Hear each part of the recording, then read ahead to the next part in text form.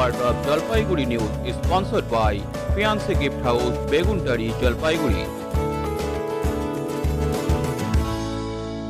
হলদিবাড়ি ও মেকলিগঞ্জের মানুষের দীর্ঘদিনের প্রত্যাশার ফল তিস্তা নদীর ওপরে নবনির্মিত ব্রিজ, যার নাম দেওয়া হয়েছে জয়ী সেতু।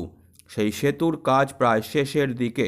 দীর্ঘদিন হলদিবাড়ি ও মেকলিগঞ্জের মধ্যে যোগাযোগের ব্যবস্থা ছিল সংক্ষিপ্ত পথ হিসাবে বেলতুলি হয়ে নৌকাপথে।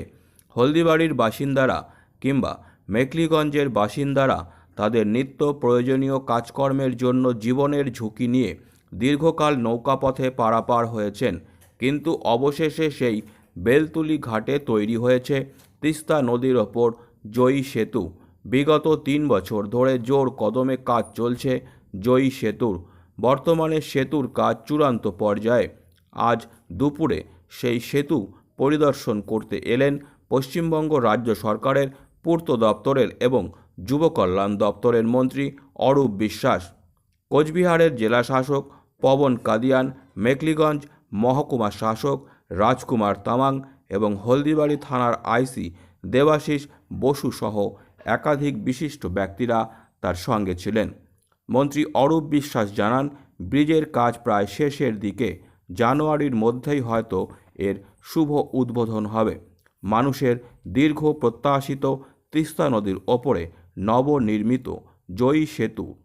হলদিবাড়ি এবং মেকলিগঞ্জের মানুষের দীর্ঘদিনের একটা চাহিদা ছিল যে তিস্তা সেতুর উপরে একটা ব্রিজ হোক। কেননা হলদিবাড়ি থেকে নিত্য প্রয়োজনীয় মানুষ যারা অফিস আদালতে বিভিন্ন চাকরির সূত্রে যারা মেকলিগঞ্জ গিয়ে থাকেন, তারা দীর্ঘদিন জীবনের ঝুঁকি নিয়ে নৌকাপথে পারাপার হয়েছেন। তাদের সেই জল্পনা কাটিয়ে, তাদের সেই চাহিদা কাটিয়ে বিগত 2 বছর থেকে তৈরি হচ্ছে তিস্তার উপরে ব্রিজ, যার নাম হচ্ছে জয়ী সেতু। ব্রিজের কাজ প্রায় শেষের দিকে। আজ বিকেলে সেই ব্রিজকে পরিদর্শন করতে এলেন পশ্চিমবঙ্গ রাজ্য সরকারের পূর্তমন্ত্রী মাননীয় অরূপ বিশ্বাস। তিনি আজ সেই ব্রিজকে পরিদর্শন করেন। প্রথমে তিনি সেই বেলতুলিতে আসেন, দলীয় কর্মীরা তাকে ফুলের তোড়া দিয়ে শুভেচ্ছা জানান। তারপর তিনি সেই ব্রিজ পরিদর্শন করেন।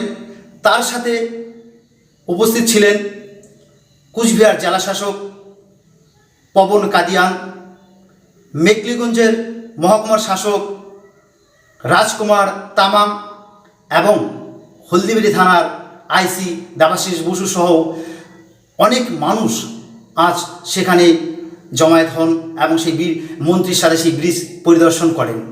মন্ত্রী জানিয়েছে যে এই ব্রিজ কাজ অল্প বাকি রয়েছে, প্রায় শেষের দিকে।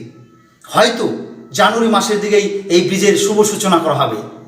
এই ব্রিজ শুভ সূচনা হলে হলদিবাড়ি মেকলিগঞ্জের মানুষ সেই জলপাইগুড়ি হয়ে যখন হলদিবাড়ির মানুষ এই মেকলিগঞ্জ বা কোচবিহার যেতেন, প্রায় 70 কিলোমিটার পথ অতিক্রান্ত করে যেতেন, সেই পথের অনেকটাই কমে যাবে বলে হলদিবাড়ির মানুষের ধারণা। তাই হলদিবাড়ি মানুষের এই ব্রিজকে কেন্দ্র করে, জয়ী সেতুকে কেন্দ্র করে যে আবেগ, উচ্ছ্বাসিত যে খুশির যে এক মুহূর্ত, সেই মুহূর্ত আজ তারা সেই ব্রিজকে পরিদর্শন করতে গিয়ে তাদের আবেগে আপ্লুত হয়ে সেই ভাব প্রকাশ করেছেন। হলদিবাড়ি থেকে বিকাশ সরকারের রিপোর্ট, জলপাইগুড়ি নিউজ। পিছনে যা বাবান খেতে আয়।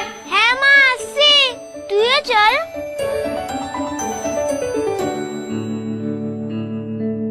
ও কি রে মিতা, পল্টু কি আমার ছেলে না? আমি তো পল্টুরও মা। আয় তো পল্টু, আজ আমি তোদের 2 বন্ধুকে একসাথে খাইয়ে দেব।